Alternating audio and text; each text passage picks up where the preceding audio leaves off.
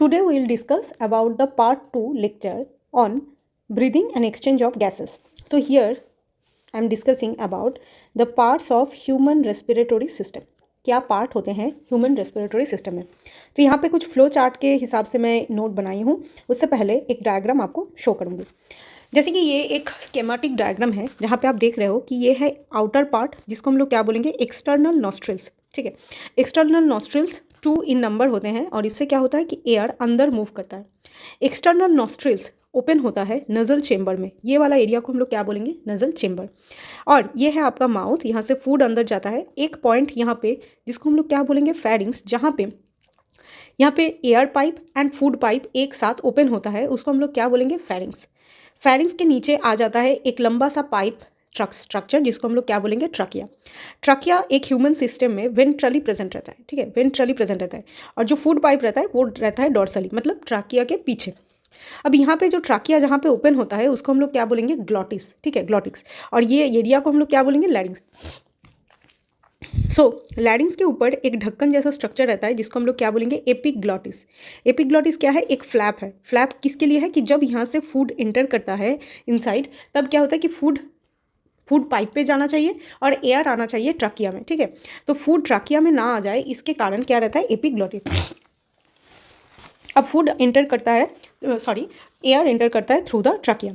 अब trachea farther जाके 2 part में, 2 हिस्सों में डिवाइड होता है जिसको हम लोग क्या बोलेंगे, ब्रोंकी। एक हो जाता है राइट पार्ट, एक हो जाता है लेफ्ट पार्ट। ठीक है, इसको हम लोग क्या बोलेंगे, ब्रोंकी, और इसको हम लोग बोलेंगे primary bronchi. Primary bronchi farther divide करके बनाता है secondary bronchi. Secondary bronchi further divide करके बनाता है tertiary bronchi. Tertiary bronchi further divide करके बनाता है इनिशियल ब्रोंकियोल। क्या बनाता है, इनिशियल ब्रोंकियोल। अब इनिशियल ब्रोंकियोल फर्दर डिवाइड करके बनाता है टर्मिनल ब्रोंकियोल। तो क्या क्या हो गया, एक तो हो गया ट्रकिया, उसके बाद आ गया primary bronchi, then secondary bronchi, then tertiary bronchi, then initial bronchiole, then terminal bronchiole, और टर्मिनल ब्रोंकियोल जाके क्या बनाता है, alveolar duct. Alveolar duct further क्या बनाता है, एल्वियोलाई। ये एल्वियोलाई का स्ट्रक्चर कुछ गुच्छा ऑफ अंगूर जैसा दिखने में है, ग्रेप्स का गुच्छा जैसा दिखने में है। तो ये हुआ कुछ पार्टीशन, कुछ डिवीजन इन रेस्पिरेटरी सिस्टम। और एक चीज़ अच्छे से देखो, यहाँ पे कुछ पिंक कलर का हाफ शी शेपेड रिंग बनाया हुआ है। इसको हम लोग क्या बोलेंगे, शी शेप्ड कार्टिलेजिनस रिंग। ये कार्टिलेज का बनाया हुआ रिंग जो ट्रकिया से स्टार्ट होके अप टू इनिशियल ब्रोंकियोल तक ये रहता है। क्यों रहता है, क्योंकि ये रिंग, जैसे कि ये रिंग यहाँ पे रहता है क्योंकि to prevent the collapse of trachea collapse ना कर जाए, इसीलिए क्या रहता है, शी शेप्ड कार्टिलेजिनस रिंग। ये जो पोर्शन, जो हिस्सा मैं यहाँ पे इस साइड में बनाई हूँ, ये मेरा है left side. Same thing also present in our right side, but यहाँ पे एक ही साइड का हम लोग डायग्राम बनाया है। अब हम लोग, मैं जो अपना हैंड रिटन नोट से इसको फर्दर मैं समझूंगी। क्या है कि ये है एक्सटर्नल नॉस्ट्रिल्स। इसको हम लोग क्या बोलेंगे, एक्सटर्नल नॉस्ट्रिल्स, जो कि बाहर के साइड में रहता है, जो जिसमें 2 into इन नंबर होता है। कहाँ पे रहता है, upper part of the upper lips. Upper part of the upper lips helps in air inhalation and exhalation. Air को इनटेक करने में और एक्सहेल करने में हेल्प करता है। नेक्स्ट क्या है, नजल चेम्बर। नजल चेम्बर क्या होता है, नजल चेम्बर फर्दर डिवाइडेड होता है थ्रू द सेप्टम। ठीक है, इसको समझते हैं। अगर एक लॉन्गिट्यूडिनल व्यू ली तो ये हुआ एक, दिस इज आवर नोज। ठीक है, नोज में क्या रहता है, 2 एक्सटर्नल नॉस्ट्रिल्स रहते हैं। अब ये जो अंदर का पोर्शन है, यहाँ पे एक सेप्टम रहता है जो कि नजल चेम्बर को सेपरेट करके रखता है। ये जो सेप्टम है ये कार्टिलेज से बनता है और नजल चेम्बर को 2 नजल पैसेजेस में डिवाइड करता है। तो क्या बोला गया है, divided by septum 2 nasal passages are formed and layer lined with the thin hairs and the mucus। जो nasal passage है उसमें क्या रहता है, उसमें रहता है thin hairs and the mucus। क्यों रहता है कि to trap the dust and other particle. जब हम इनहेल करते हैं, जब हम सभी इनहेल करते हैं, तो through our inhalation some amount of dust particle and along with some unwanted चीज़ें जो कि नज़ल एक्सटर्नल नॉस्ट्रिल्स के थ्रू नज़ल चेम्बर के पास आ जाता है, जो कि ट्रैप होता है थ्रू दिस म्यूकस। समझ आए। नेक्स्ट क्या है, फेरिंग्स। फेरिंग्स वो एरिया है, एक हॉलो ट्यूब लाइक स्ट्रक्चर है, connect the top of the trachea and the oesophagus. तो ट्रकिया तो हमें पता है जो कि होता है एयर पाइप और एयर ट्यूब, और ईसोफेगस क्या होता है, ईसोफेगस होता है फूड पाइप जिससे खाना अंदर आता है। ठीक है, तो फेरिंग्स एक ऐसा जगह है जिसका स्ट्रक्चर है हॉलो ट्यूब लाइक एंड ये कनेक्ट करता है ट्रकिया एंड द ईसोफेगस को। समझ में है, common opening for both air tube and the food tube. अब common passage for both food and air, food and air दोनों ही इसके पास आता है। अब उसके बाद क्या है, लैरिंग्स। जैसे कि ये रेस्पिरेटरी सिस्टम है तो हम लोग फूड पाइप के बारे में और नहीं पढ़ेंगे यहाँ पे। लैरिंग्स क्या है, लैरिंग्स बनता है कार्टिलेज से, कार्टिलेजिनस एक बॉक्स है। कंटेन द वोकल कॉर्ड्स, इसके पास क्या रहता है, वोकल कॉर्ड्स रहता है, ठीक है, वोकल कॉर्ड्स जिससे साउंड प्रोडक्शन होता है। Present at the junction of pharynx and the trachea, कहाँ पे रहता है, फेरिंग्स एंड ट्राकिया के जंक्शन में रहता है। जैसे कि यहाँ पे जो डायग्राम है ये है आपका फेरिंग्स और ये है आपका ट्राकिया, इसके जंक्शन में रहता है लैरिंग्स जो कि कार्टिलेज का बनाया हुआ होता है। टोटल 9 कार्टिलेज से बनता है, उसमें से भी एक कार्टिलेज का नाम है एपिग्लॉटिस। बाकी जो 8 कार्टिलेज के बारे में नहीं दिया गया है एनसीईआरटी में, तो हम लोग को भी अभी पढ़ने का कोई ज़रूरत नहीं है। तो कार्टिलेजिनस बॉक्स है, contain vocal cords present at the junction of the pharynx and the trachea, produce sounds and also known as sound box. तो ये क्या प्रोड्यूस करता है, ये प्रोड्यूस करता है साउंड, तो इसी को और एक नाम से हम लोग क्या बोलते हैं, साउंड बॉक्स। समझ आए। नेक्स्ट उसके बाद जो पोर्शन है जिसको हम लोग क्या बोलेंगे, ट्राकिया। एक ट्यूब लाइक स्ट्रक्चर है। ट्राकिया कैसा स्ट्रक्चर है, एक ट्यूब लाइक स्ट्रक्चर है। Divides at the 5th thoracic vertebrae, ये बहुत इंपॉर्टेंट एक पार्ट है। 5th थोरासिक वर्टिब्री के पास जाके ये डिवाइड करता है राइट एंड लेफ्ट पोर्शन में। अब ये थोरासिक वर्टिब्री क्या होता है, जब हम लोग स्केलेटल सिस्टम पढ़ेंगे तो वहाँ पे एक चीज़ होता है कि जो हमारा स्पाइनल कॉर्ड है उसके एक पोर्शन होता है थोरासिक वर्टिब्री, उसका भी 5th पोजीशन में आके ये जो ट्राकिया वो डिवाइड कर जाता है फर्दर प्राइमरी ब्रोंकी में, और डिवाइड क्या करके क्या बनाता है, 2 ब्रोंकी। तो trachea divides to 2 bronchi, one is right another one is left, one is right another one is left. कहाँ जाके वो डिवाइड करता है, 5th थोरासिक वर्टिब्री के पास जाके वो अपने आप को डिवाइड करता है। समझ आया। अब ये जो ट्राकिया है, ये trachea surrounded by she shaped cartilaginous ring, इसके बारे में मैं भी डिस्कस कर चुकी हूँ कि ये जो पिंक कलर का रिंग लाइक स्ट्रक्चर है ये this is none other than C shaped cartilaginous ring. ये शी शेप्ड कार्टिलेजिनस रिंग क्यों रहता है, क्योंकि provide the support the wall of trachea and keep the airway open. ये जो पाथवे है ये कोलैप्स ना कर जाए, इसका जो स्ट्रक्चर है, जो पाइप लाइक स्ट्रक्चर, ये जो पाइप लाइक स्ट्रक्चर है ये पाइप लाइक स्ट्रक्चर को मेंटेन करने में हेल्प करता है। अगर ये शी शेप्ड कार्टिलेजिनस रिंग ना रहे तो क्या हो सकता है कि ये जो पाइप है ये कोलैप्स हो जाए, ठीक है, तब एयर पास नहीं कर पाएगा, कोलैप्स हो जाएगा एंटायर सिस्टम। तो इसी के कारण ये शी शेप्ड कार्टिलेजिनस रिंग रहता है, और ये cartilaginous ring trachea to initial bronchiole तक रहता है। ये बहुत ही इंपॉर्टेंट कॉन्सेप्ट है कि ये C shaped cartilaginous ring from trachea to initial bronchiole तक रहता है, ठीक है, समझ आया। नेक्स्ट क्या बोला गया है, नेक्स्ट बोला गया है कि ब्रोंकी, इसके बारे में हम लोग ऑलरेडी डिस्कस कर चुके हैं कि जो हमारा ट्राकिया है वो डिवाइड होके राइट एंड लेफ्ट ब्रोंकी बनाता है, एक हो जाता है राइट एक होता है लेफ्ट, क्योंकि फार्दर डिवाइड होके सेकेंडरी ब्रोंकी डिवाइडेड होके टर्शियरी ब्रोंकी डिवाइड होके इनिशियल ब्रोंकियोल, तो इनिशियल ब्रोंकियोल तक शी शेप्ड कार्टिलेजिनस रिंग रहता है। फिर वो डिवाइड होके क्या बनाता है, टर्मिनल ब्रोंकियोल जाके बनाता है एल्वियोलर डक्ट एंड एल्वियोली। अब ये जो एल्वियोली है और एल्वियोलाई है इसका नंबर होता है करीब से करीब 100 मिलियन एल्वियोलाई पर लंग, 2 लंग के पास पर लंग के पास 100 मिलियन ऑफ एल्वियोलाई रहता है। इसका कोई पर्टिकुलर शेप नहीं है, इरेगुलर शेप होता है, बैग लाइक स्ट्रक्चर होता है, वस्क्यूलराइज्ड होता है। वस्क्यूलराइज्ड मतलब ये पूरा वेन एंड आर्टरी से क्या होता है, सराउंडेड रहता है, वेन एंड आर्टरी से सराउंडेड रहता है। क्यों रहता है, क्योंकि एयर एक्सचेंज यही जगह से होता है, ठीक है, इतना समझ में आया। अब ये बात तो मैं ऑलरेडी बता चुकी हूँ कि C shaped incomplete cartilaginous ring रहता है। ये कार्टिलेजिनस रिंग कहाँ से स्टार्ट होता है, ट्राकिया से स्टार्ट होता है, कहाँ पे जाके एंड होता है, इनिशियल ब्रोंकियोल पे जाके ये एंड होता है। बात समझ में आया। नेक्स्ट कुछ इंपॉर्टेंट बात यहाँ पे बोला गया है कि लंग्स किस किस चीज़ से बनती है। लंग्स बनती है primary bronchi, secondary bronchi, tertiary bronchi, initial bronchiole, terminal bronchiole, alveolar duct and alveoli से बनता है। Concept number 1। Concept number 2, trachea कहाँ पे जाके डिवाइडेड होता है, ट्राकिया डिवाइडेड होता है at T5 thoracic vertebrae. At T5 thoracic vertebrae पे जाके वो लेफ्ट एंड राइट ब्रोंकी और प्राइमरी ब्रोंकी में डिवाइडेड होता है। अब हम जो इंपॉर्टेंट कंसेप्ट है दैट इज लंग्स के बारे में डिस्कस करेंगे। तो लंग्स क्या है, लंग्स है principal respiratory organ in human के केस में ये प्रिंसिपल रेस्पिरेटरी ऑर्गन है, क्योंकि in case of human there is no other respiratory organ except lungs is the main respiratory और प्रिंसिपल रेस्पिरेटरी ऑर्गन है इन केस ऑफ ह्यूमन, ठीक है। तो उसको समझने से पहले एक बात, यहाँ पे मेरा ये जो डायग्राम है, दिस डायग्राम से हम समझेंगे कि लंग्स कहाँ पे रहता है। लंग्स रहता है बेसिकली एक एयर टाइट चेंबर में, एयर टाइट थोरासिक चेंबर में रहता है। तो अच्छे से समझो, ये वाला जो हड्डी है इसको हम लोग क्या बोलेंगे, ब्रेस्ट बोन और स्टार्नम, जो कि वेंट्रली रहता है। कहाँ पे रहता है, वेंट्रली रहता है। तो क्या बताने की कोशिश चल रहा है यहाँ पे, बताने की कोशिश यही चल रहा है कि लंग कहाँ पे है, लंग है थोरासिक कैविटी में। अब थोरासिक कैविटी कैसे बनता है, क्योंकि वो तो आप बताए कि वो एयर टाइट है, तो कौन कौन सा ऐसा चीज़ है जो कि थोरासिक कैविटी को एयर टाइट बनाता है। सो पहले ये वाला पोर्शन जिसको हम लोग क्या बोलेंगे, स्टार्नम, ये है वेंट्रली। डॉर्सली, जस्ट इसके उल्ट पीछे क्या रहता है, डॉर्सली रहता है थोरासिक वर्टिब्री। तो सामने वाला दीवार और पीछे वाला दीवार बना चुका हूँ मैं। एक हो गया sternum and in the dorsally that is thoracic vertebrae. अब साइड में क्या रहता है, साइड में रहता है रिब्स, लैटरली रहता है रिब्स। अब तो सभी हो गया, साइड में भी हो गया, जो पीछे भी हो गया एंड सामने भी हो गया। अब नीचे से क्या होता है, पोस्टीरियरली रहता है डायफ्राम, जो कि फ्रेनिक मसल से बनता है। ये जो डायफ्राम है, ये डायफ्राम बहुत ही ज़्यादा इंपॉर्टेंट रोल प्ले करता है इन द रेस्पिरेशन।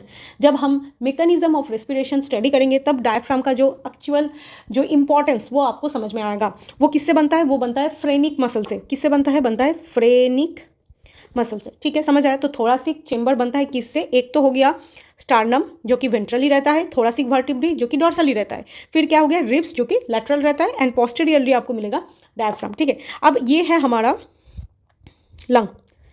ये वाला पोर्शन है राइट, ये वाला है लेफ्ट, ये वाला है राइट, ये वाला है लेफ्ट। अब लेफ्ट लंग को अगर आप देखेंगे तो यहाँ पे एक नॉच जैसा कुछ स्ट्रक्चर है, कुछ गड्ढा जैसा एक स्ट्रक्चर है, जिसको हम लोग क्या बोलेंगे, कार्डियक नॉच। तो आप सभी को पता होगा कि cardiac term is basically we used when it relatable to heart के साथ जब ये रिलेट करता है तब हम कार्डियक ये वर्ड यूज़ करते हैं। तो यहाँ पे है कार्डियक नॉच। क्या है कार्डियक नॉच, तो यहाँ पे क्या एकोमोडेट होता है, हार्ट। आपका जो हार्ट है वो लेफ्ट लंग के पास ये से एकोमोडेट होते हैं, इसीलिए इसके पास क्या रहता है, कार्डियक नॉच। किसके पास रहता है, that is the left lung के पास। ठीक है, अब समझ में आया। तो यहाँ पे यही बताया गया है कि principal respiratory organ in human is what, it is lung. ठीक है, अब ये जो लंग है, ये लंग के पास एक कवर रहता है, बेसिकली 2 कवर्स रहता है, जिसको हम लोग क्या बोलेंगे, प्लूरल मेम्ब्रेन। क्या बोलेंगे, pleural membrane. Lungs is covered with pleural membrane. Pleural membrane दो प्लूरल मेम्बर से कनेक्टेड रहता है। यहाँ पे डायग्राम से समझते हैं। सपोज दिस रेड कलर जो मेम्ब्रेन है that is outer side membrane, it's known as outer pleura, and this yellow colour membrane that is known as the inner pleura, inner side inner pleura. Outer pleura and inner प्लूरे के बीच में यहाँ पे जो खाली space है, actually ये खाली नहीं रहता है, यहाँ पे रहता है प्लूरल फ्लूइड, यहाँ पे रहता है प्लूरल फ्लूइड। ठीक है, अब समझते हैं यहाँ से। So pleural membrane is are of 2 types, outer side outer pleura, inner side inner pleura. Outer pleura is also known as parietal pleura, parietal pleura, ये है पैराइटल प्लूरा, ये है आउटर रेड कलर का है पैराइटल प्लूरा। ये किस side रहता है, ये थोरासिक कैविटी के साइड में रहता है, थोरासिक कैविटी में रहता है, तो इसीलिए इसको क्या बोलेंगे, लाइन द थोरासिक कैविटी। ये आउटसाइड है, थोरासिक साइड में है, तो इसको हम लोग क्या बोलेंगे, लाइन्स द थोरासिक कैविटी। ये सुपरफिशियल एक लेयर है, आउटर साइड का लेयर है। ठीक है, parietal pleura. Whereas the visceral pleura जो कि इनसाइड है, लंग के तरफ है, कवर्स द लंग, ये इनसाइड है विसेरल प्लूरा, इनर प्लूरा। ठीक है, तो outer side parietal pleura, inner side visceral pleura. समझ आया। अब ये जो 2 प्लूरल मेम्ब्रेन है, ये जो 2 प्लूरल मेम्ब्रेन है, इसके अंदर क्या रहता है, प्लूरल फ्लूइड। ये जो प्लूरल फ्लूइड है, ये जो प्लूरल फ्लूइड है, ये क्या करता है, easy sliding movement of 2 layers. ये जो 2 लेयर्स है, इसको स्लाइडिंग मूवमेंट करने में हेल्प करता है। जब हम लोग ब्रीद इन और ब्रीद आउट करते हैं तब ये लेयर एक दोनों के साथ क्या करता है, स्लाइडिंग मूवमेंट शो करता है। तो अगर ये मूव करेगा तो इसके अंदर फ्रिक्शन हो सकता है, इसीलिए ये जो फ्लूइड है, ये रहते हुए ये जो फ्रिक्शन इन 2 लेयर्स, जिसको ये प्रिवेंट करता है, एब्जॉर्ब्स एनी सर्टेन शॉक। कोई भी बाहर से शॉक आए तो ये फ्लूइड रहता है, इसीलिए कोई भी शॉक, ये जो शॉक होता है उससे क्या होता है, प्रिवेंट करता है लंग को and maintain the moisture of the lung. तो 3 फंक्शन हो गया, reduce friction, absorbs any certain shocks and maintain the moisture of the lung, moisture of the lung. 2 layers, parietal pleura, visceral pleura. Parietal is outer side, visceral is inner side. Parietal is towards the thoracic cavity and it is towards the lung. ठीक है, समझ में आया। अब हम लोग फिर से आ जाते हैं ये वाले डायग्राम में। ठीक है, अच्छे से अगर ये डायग्राम को दिखते हुए चले तो एक कलर ले लेती हूँ। हाँ, ये है आपका लेफ्ट लंग, ये है एक पोर्शन, ये है दूसरा पोर्शन, ये है तीसरा पोर्शन। ठीक है, whereas in case of left lung ये है एक पोर्शन, ये है दूसरा पोर्शन। तो क्या समझ में आया कि जो राइट लंग होता है उसमें 3 पोर्शन मैं यहाँ पे पॉइंट आउट की हूँ, और जो लेफ्ट है वहाँ पे सिर्फ 2, यहाँ पे 1 2 3, यहाँ पे 1 और 2। देखो जो राइट लंग्स होते हैं इसमें 3 लोब्स होते हैं, यहाँ पे 3 लोब्स होते हैं, 1 2 3 1 2 3, 3 लोब्स। लेफ्ट लंग के पास कितना लोब्स है, दैट इज 2 लोब्स है, 1 और 2। ठीक है, अब ये जो लोब्स है ये कैसे बनता है, ये फिशर से बनता है। तो यहाँ पे जो फिशर है, ये फिशर, इसको हम लोग क्या बोलेंगे, इसको हम लोग क्या बोलेंगे, this is the horizontal fissure. ये क्या है, हॉराइजॉन्टल फिशर, ठीक है, ये है हॉराइजॉन्टल फिशर। और इसको हम लोग क्या बोलेंगे, ऑब्लिक फिशर। सो हॉराइजॉन्टल फिशर भी रहता है, ऑब्लिक फिशर भी रहता है, और यहाँ पे सिर्फ और सिर्फ क्या रहता है, that is the oblique fissure, only the oblique fissure is present.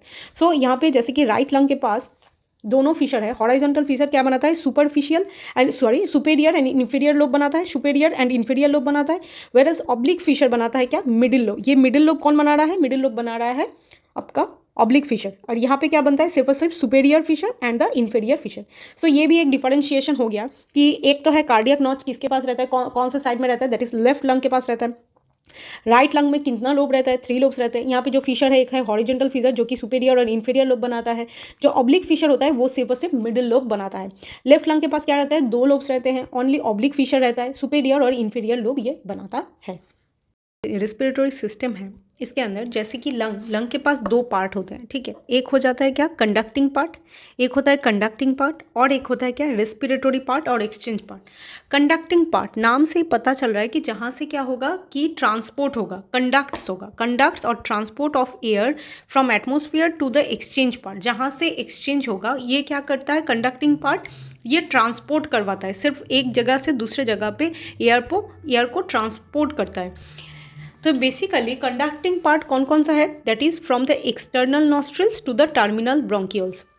अब तो आपको पता है कि एक्सटर्नल नॉस्ट्रिल से क्या क्या एरिया है, जैसे कि एक्सटर्नल नॉस्ट्रिल्स, उसके बाद नज़ल चेम्बर्स के बाद फेरिंग्स के बाद लैरिंग्स के बाद ट्राकिया फार्दर डिवाइडेड होता है, primary bronchi, secondary bronchi, tertiary bronchi, then initial bronchiole, terminal bronchiole. So terminal bronchiole तक आता है। इतने दूर तक पार्ट को हम लोग क्या बोलेंगे, कंडक्टिंग पार्ट। अब ये कंडक्टिंग पार्ट किस में हेल्प करता है, जो एयर आप इनहेल करते हो उसको कंडक्ट करवाता है, ठीक है। फिल्ट्रेशन ऑफ द एयर, जो air we inhaled that particular air contains with many different harmful things, particles रहते हैं, उस सभी को क्या करता है, जितना हो सके उसको ट्रैप करता है। ह्यूमिडिफिकेशन ऑफ द एयर इसमें रिस्पॉन्सिबल है, and the maintenance the temperature को मेंटेन करता है with the body temperature, humidification में हेल्प करता है। तो ये 4 मेनली फंक्शन है of the conducting part of the lung, ठीक है, समझ में आया। अब क्या बोला गया है कि रेस्पिरेटरी पार्ट मतलब जहाँ पे गैसियस एक्सचेंज होगा और डिफ्यूशन होगा, डिफ्यूशन और गैसियस एक्सचेंज होगा, उसी को हम लोग क्या बोलेंगे, रेस्पिरेटरी पार्ट। अब जैसे कि alveoli and the blood vessels के अंदर क्या होता है, ये पर्टिकुलर जो एक्सचेंज और रेस्पिरेटरी और एक्सचेंज पार्ट इसको कहा जाता है। यहाँ पे क्या होता है कि एल्वियोलाई के पास ऑक्सीजन रहता है और ब्लड वेसल्स के पास CO2 रहता है। तो ऑक्सीजन एल्वियोलाई से ब्लड वेसल्स के पास आता है, और CO2 from the blood vessels is goes to the alveoli and thereby to the outside of our body. तो ये हो जाता है एक्सचेंज पार्ट। यहाँ पे क्या होता है, यहाँ पे होता है सिंपल डिफ्यूशन, यहाँ पे होता है सिंपल डिफ्यूजन। इसके बारे में भी हम लोग फर्दर और इलाबोरेटली इसको जानेंगे। तो ये हो गया एक कंडक्टिंग पार्ट, और एक होता है एक्सचेंज और रेस्पिरेटरी पार्ट। अब रेस्पिरेटरी पार्ट में क्या आता है, बहुत ही इंपॉर्टेंट कंसेप्ट, दैट इज ये इसके अंदर आ जाता है एल्वियोलर डक्ट और एल्वियोलाई।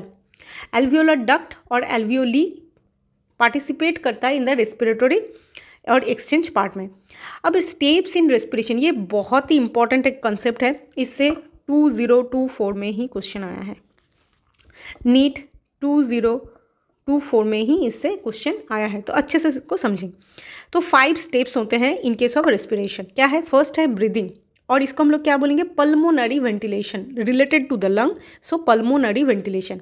अब क्या होता है, एटमॉस्फेयर से O2 को इनटेक किया जाता है और एल्वियोलर CO2 को रिलीज आउट किया जाता है। एटमॉस्फेयर से O2 को इनटेक किया गया और CO2 को क्या किया गया, रिलीज आउट किया गया फ्रॉम द एल्वियोलाई। सेकेंड क्या है, diffusion of O2 and CO2। ये डिफ्यूशन इस टोटल प्रोसेस में, steps in respiration total 5 steps में कंप्लीट होता है।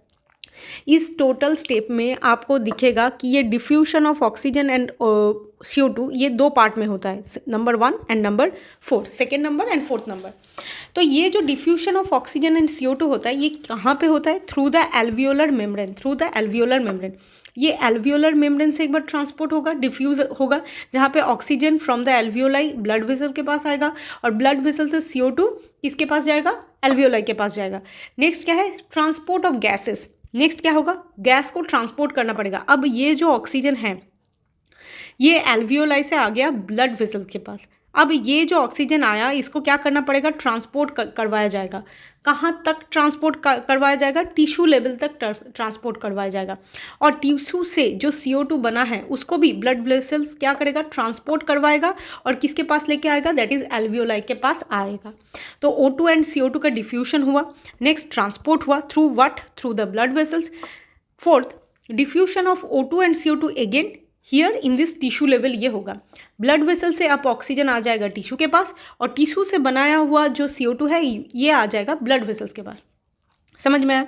And the last step is the utilization of O2। O2 को यूटिलाइज कौन करेगा, सेलुलर लेवल में इसका हो जाएगा यूटिलाइजेशन। कैसे O2 हेल्प करेगा, O2 कैटाबोलिक रिएक्शन चलाता है, कैटाबोलिक रिएक्शन चलाता है। इससे क्या करता है, वो ब्रेक डाउन करता है। क्या करता है, ब्रेक डाउन करता है। ब्रेक डाउन किसका करता है, in my previous lecture video अगर आप अच्छे से उसको पढ़ोगे तो वहाँ पे लिखा है कि glucose, amino acids, fatty acids का ब्रेक डाउन किया जाता है in the presence of oxygen and where it is in the cell. ठीक है, तो ये हो गया fifth step, utilization of O2, uptake through the cells and the starts the catabolic reaction and release the CO2। ये भी बात मैं अपनी जो प्रीवियस लेक्चर है वहाँ पे बताई हूँ कि जो ऑक्सीजन है ये कैटाबोलिक रिएक्शन को चलाता है और ये कैटाबोलिक रिएक्शन से जो बनता है दैट इज़ CO2 बनता है। ठीक है, जो अल्टीमेटली बाहर रिलीज आउट होता है। अब ये तो हुआ मेरा जितना भी ये हैंड रिटन नोट फॉर्मेट में है, लेकिन इसी के बारे में NCERT में क्या लिखा हुआ है उसको भी हम लोग थोड़ा रीड आउट कर लेंगे। देखो, ये जो चैप्टर हम पढ़ रहे हैं स्पेसिफिकली 14.1.1 में ह्यूमन रेस्पिरेटरी सिस्टम, क्या बोला गया है कि we have a pair of external nostrils. We know that we have a pair of external nostril, दो होते हैं जो कि opening out above the upper lips. कहाँ पे रहता है, अपर लिप्स के ऊपर, अपर लिप्स के जस्ट ऊपर। Leads to the nasal chamber, ये क्या बनाता है, नजल चेम्बर बनाता है and thereby nasal passage. We know that nasal chamber में सेप्टम रहता है जो कि कार्टिलेज से बनता है। Nasal chamber opens into the फैरिंग्स, हमें पता है, अ portion of which the common for food and the air. फैरिंग्स वो वाला एरिया होता है जहाँ पे फूड भी आता है एंड एयर भी आता है। फैरिंग्स ओपन्स थ्रू द लैरिंग्स, फैरिंग्स किसके थ्रू ओपन होता है, लैरिंग्स के थ्रू। एंड ट्राकिया, ठीक है, किस में ओपन होता है, ट्राकिया में। लैरिंग्स एक कार्टिलेजिनस बॉक्स है जो कि साउंड प्रोडक्शन में हेल्प करता है, साउंड प्रोडक्शन में हेल्प करता है, इसीलिए इसको हम लोग क्या बोलते हैं, साउंड बॉक्स। अच्छा, ड्यूरिंग द स्वालोइंग मतलब जब हम खाना को निकालते हैं, ठीक है, तो खाना जब खाते हैं तब ग्लॉटिस जो कि ओपनिंग ऑफ लैरिंग्स होता है उसमें एक कवर रहता है, एक फ्लैप रहता है जो कि इलास्टिक कार्टिलेजिनस एक फ्लैप जिसको हम लोग क्या बोलते हैं, एपिग्लॉटिस। ठीक है, एपिग्लॉटिस बोलते हैं, जो कि हेल्प करता है to prevent the entry of food into the larynx. ये फ्लैप क्या होता है कि फूड जब फूड खाते हैं, जब सपोज एक इंसान है जो कि फूड को खा रहा है, अब फूड हो सकता है कि देखो दो पाइप साइमल्टेनियसली रहता है, एक होता है क्या, दैट इज ट्राकिया, और एक क्या होता है, दैट इज द ईसोफेगस। अब फूड क्या हो जाए, फूड हो सकता है कि ईसोफेगस में ना जाके ट्राकिया के पास आ जाता है, तो ट्राकिया के ओपनिंग के ऊपर एक क्या रहता है, फ्लैप रहता है जिसको हम लोग क्या बोलते हैं, एपिग्लॉटिस, जिसको हम लोग क्या बोलते हैं, एपिग्लॉटिस।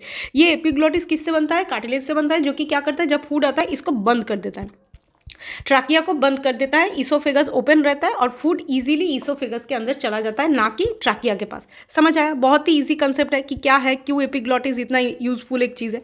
अच्छा, नेक्स्ट क्या बोला गया है, नेक्स्ट बोला गया है कि trachea is the straight tube. We know that, यहाँ पे जो NCERT का डायग्राम है ये देखो, ट्राकिया एकदम स्ट्रेट एक ट्यूब लाइक स्ट्रक्चर है, स्ट्रेट एक ट्यूब लाइक स्ट्रक्चर है, ठीक है, जो कि क्या बोला गया है कि extending up to mid thoracic cavity तक जाता है, and we already know that ये T5 थोरासिक कैविटी तक जाता है, ठीक है, T5 थोरासिक कैविटी तक ये जाता है, which divides at the level of fifth thoracic vertebrae. We know that divide in the fifth thoracic vertebrae into the right and the left pulmonary bronchi। ये किस में डिवाइड होता है, एक होता है राइट ब्रोंकी, एक होता है लेफ्ट ब्रोंकी, जो कि क्या कहलाता है, जिसको हम लोग बोल सकते हैं प्राइमरी ब्रोंकी। ये क्या है, प्राइमरी ब्रोंकी। सो ट्राकिया जो कि एक हॉलो ट्यूब लाइक स्ट्रक्चर है, ये डिवाइड हो गया कहाँ पे, T5 that is fifth thoracic cavity में आके ये डिवाइड हुआ, और डिवाइड होते वक्त ये क्या बनाता है, एक बनाता है राइट प्राइमरी ब्रोंकी और एक बनाता है लेफ्ट प्राइमरी ब्रोंकी। तो इसको हम लोग क्या बोलेंगे? Primary bronchi. Each bronchi undergo repeated division to form secondary and tertiary bronchi. So repeated ये क्या होता है? डिवाइड होता है and secondary and tertiary bronchi ये बनाता है। ब्रोंकी एंड ब्रोंकियोल्स भी बनाता है and ending a very thinning terminal bronchioles, जो कि टर्मिनल ब्रोंकियोल्स भी बनाता है। Trachea, primary, secondary, tertiary bronchi, initial bronchioles are supported by incomplete cartilaginous ring. ये किससे सपोर्टेड किया जाता है? Incomplete cartilaginous ring. क्यों इनकम्प्लीट है? क्योंकि ये अगर ट्राकिया है तो इसके पीछे है ईसोफेगस, तो ये अगर कंप्लीटली राउंड हो जाएगा तो ईसोफेगस को भी दब देगा, ईसोफेगस भी क्या हो जाएगा? बंद हो जाएगा। तो नहीं चाहिए, सिर्फ ट्राकिया को ही क्या करना पड़ेगा? ट्राकिया को ही हमको प्रिवेंट करना पड़ेगा फ्रॉम द कोलैप्स। ठीक है, ये समझ में आया? Incomplete cartilaginous ring. Each terminal bronchi gives rise to the numerous very irregular world vascularised bag like structure, जिसको हम लोग क्या बोलेंगे? एल्वियोलाई। हमें पता है कि टर्मिनल जो ब्रोंकियोल्स है वो फर्दर जाके एल्वियोलर डक्ट एंड एल्वियोलाई बनाता है। ठीक है, एल्वियोलर डक्ट एल्वियोलाई बनाता है। Branching network of bronchi and bronchioles alveoli comprises the lung. We have two lungs covered with the double layered pleura. We know that and double layered pleura रहता है and pleural fluid in between two layers में रहता है। ये pleural fluid का क्या function है? It reduces the friction lung surface and on the lung surface। ये दो pleural membrane है। देखो इस डायग्राम के थ्रू हम लोग आते हैं। देखो बेटा ये क्या है? ये है एपिग्लॉटिस। ठीक है, ये है एपिग्लॉटिस जो कि क्या है? कार्टिलेज से बनता है, जो कि एक क्या है? एक है फ्लैप, जो क्या करता है जब खाना आता है तब क्या करता है? लैरिंग्स को बंद कर देता है। ठीक है, कि खाना फूड पाइप पे जाए। फिर उसके बाद क्या है? लैरिंग्स जो कि कार्टिलेज से बनता है, इसको हम लोग क्या बोलते हैं? साउंड बॉक्स, क्योंकि ये साउंड प्रोडक्शन में हेल्प करता है। फिर क्या आ गया? ट्राकिया, जो कि एक लंबा सा एक ट्यूब लाइक स्ट्रक्चर हो जाता है। फिर वो क्या करता है? At the T5 thoracic vertebrae के पास आके वो अपने आप को डिवाइड करता है। वो अपने आप को डिवाइड करके क्या बनाता है? Primary bronchi. Primary bronchi further divide होकर क्या बनाता है? Secondary bronchi. सेकेंडरी ब्रोंकी यहाँ पे नहीं दिया गया है। And then secondary bronchi to tertiary bronchi, then initial bronchiole, then terminal bronchiole and thereby alveolar duct and alveoli. ठीक है, अब ये जो है ये क्या होता है? ये दो लेयर रहता है, जिसको हम लोग क्या बोलेंगे? Pleural membrane. में प्लूरल मेम्ब्रेन के अंदर क्या रहता है? That is the pleural fluid, जो कि फ्रिक्शन को अवॉइड करवाता है। The outer pleural membrane and the inner pleural membrane. So outer pleural membrane को हम लोग क्या बोलते हैं? पहले ही बता चुकी हूँ, parietal pleural membrane. And inner को क्या बोला जाता है? Visceral pleural membrane. ठीक है, अब जो आउटर प्लूरल मेम्ब्रेन रहता है वो close contact to the thoracic cavity, जो कि क्लोज कॉन्टैक्ट में रहता है थोरासिक कैविटी का। चलो एनसीईआरटी अच्छे से रीड कर लो। ठीक है, and whereas the inner pleural membrane contact with the lung. Inner pleural membrane contact करता है लंग के साथ, लंग सर्फेस के साथ। The starting with the external nostrils up to the terminal bronchiole constitute the conducting part. तो ये भी मैं बता चुकी हूँ, दो पार्ट होता है, एक होता है कंडक्टिंग पार्ट, एक होता है exchanging part. So the conducting part is what the starting with the external nostril to the terminal bronchioles are conducting part, whereas the alveoli and their ducts are called the respiratory duct. conducting part में क्या होता है? Air travel करता है and exchanging part में क्या होता है? एयर का डिफ्यूशन होता है। किसके थ्रू होता है? एल्वियोलाई के थ्रू होता है एंड एल्वियोलर डक्ट के थ्रू होता है। ठीक है, समझ में आया? नेक्स्ट क्या बोला गया कि conducting part transport the atmospheric air to the alveoli and clears from the foreign particle humidification and bring the air to the body temperature. बहुत इंपॉर्टेंट फंक्शन है, क्या है? कि फॉरेन पार्टिकल को भगा देता है, ह्यूमिडिफाई करता है। क्या करता है? Brings the air to the body temperature में लाएगा। नेक्स्ट एक्सचेंज पार्ट में क्या होता है? Actual diffusion of O2 and CO2 and O2 का डिफ्यूजन होता है। किसके थ्रू होता है? किसके अंदर होता है? एल्वियोलाई के साथ होता है ब्लड वेसल्स।